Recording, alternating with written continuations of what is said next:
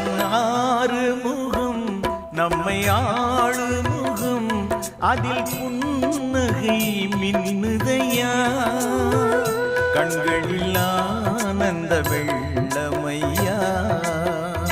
கண்களில் ஆனந்த வெள்ளமையா அவன் ஆறு முகம்